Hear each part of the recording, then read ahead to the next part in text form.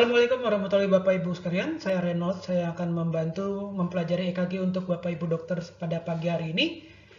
Kita akan memulai sesi ini tanpa menunda waktu, kita akan memulai.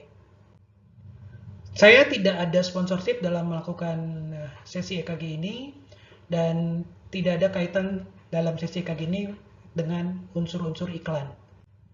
Tujuan dari latihan EKG ini adalah untuk membentuk atau mentajamkan ulang pengetahuan Bapak Ibu yang sudah understanding EKG atau sudah memahami EKG sebelumnya, dan memahami bahwa EKG itu tujuannya apa keuntungannya, apa kerugiannya jika tidak dilakukan EKG, sehingga dengan Bapak Ibu bisa meningkatkan kembali kemampuan Bapak Ibu membaca EKG, terus mengetahui juga Bapak Ibu tujuan untuk melakukan EKG, pelayanan terhadap pasien akan jadi lebih baik, dan pengetahuan EKG Bapak Ibu akan semakin bertambah, dan pelayanan kesehatan Indonesia akan semakin lebih maju. Sekarang kita akan memulai mengenai sejarah EKG.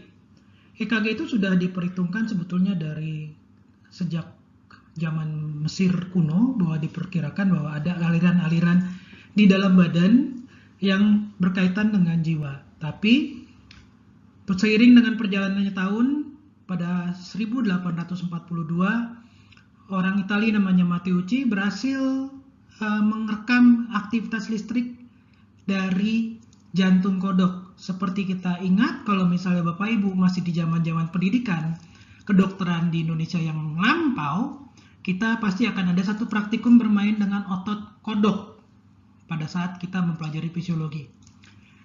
45 tahun kemudian, Waller mencatat atau berhasil mendokumentasikan activity electrical dari jantung manusia.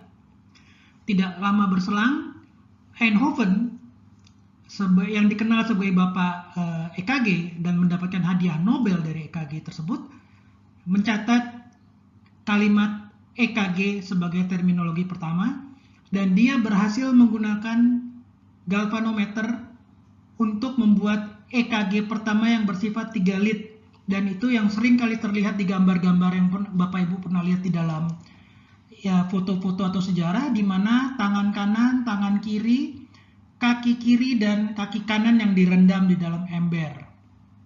Setelah EKG 1901 bisa dipatenkan oleh Eindhoven, 7 tahun kemudian EKG baru memasuki Amerika Serikat. Seiring dengan berjalannya waktu, pemakaian EKG makin banyak, Eindhoven akhirnya juga diketahui menangkan Nobel. Ya, sebetulnya kalau bicara naturalisasi, Eindhoven itu adalah warga negara Indonesia karena dia lahir di Semarang. Sayangnya dia kembali ke Belanda sehingga dia dibilang jadi orang Belanda. Indonesia sendiri kalau ditanya ada berapa Nobel yang dimenangkan dari orang Indonesia, ada minimal 2. Pertama adalah EKG, dan yang kedua adalah vitamin B1 dengan beri-beri. Kita skip saja itu. Kemudian setelah dari Eindhoven pada 1924, Wilson menambahkan EKG lagi dengan menambahkan 3 lead lagi, yaitu AVR, AVL, dan AVF. Nah, sedangkan setelah dari Wilson, akhirnya setelah dari Eindhoven pada 1924, 1934 sampai 1938, Wilson mengembangkan precordial lead, di mana kita mengenalnya dari V1 sampai V6. Ini yang seringkali nanti akan dikombinasikan dengan posisi jantung, bagian anterior, bagian posterior, bagian inferior, dan kadangkala bagian posterior. Dari 1934 sampai 38 akhirnya hal ini dilengkapi oleh Goldberg, di mana dia menambahkan augmented lead, yaitu AVR, AVL, dan AVF.